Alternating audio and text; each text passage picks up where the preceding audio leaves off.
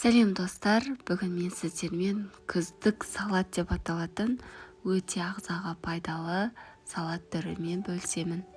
Менің видеомды соңына дейін тамашалап, өз пікірлеріңізді білдіруді ұмытпаңыздар. Ең алдымен жуылған алмаларымыздың сыртын ашып, 4 бұрышты қылып барлығын турап шығамыз.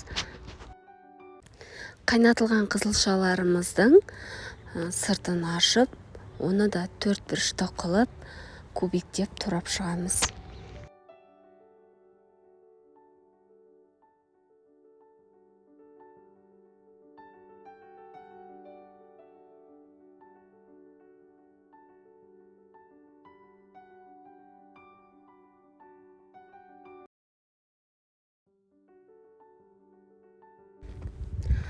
Және де грех жаңғағын жуып алып, оны пешке қыздырып кептіріп аламыз. Мейізді де жууды ұмытпаңыздар.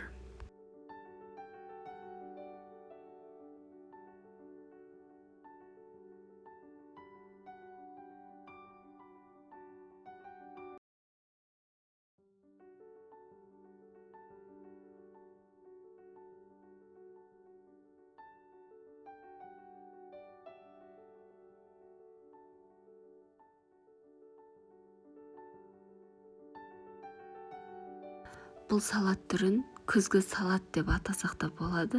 Себебі күзде пісіп, дәруменге бай болып тұратын жемістерден жасалатын болғандықтан. Барлық заттарды бір-бірімен араластырып, үстіне мен греческий йогурт қостым. Сіздер сметанамен алмастырсаңыздар болады. Немесе сұйық май, зәйтүн майын қосып араластырсаңыздар өте дәмді болып шығады. Кішкене тұз қосуды ұмытпаңыздар. Күзгі уақытта осы салатты жиі жасауға тырысыңыз, себебі құрамында барлық пайдалы элементтер болғандықтан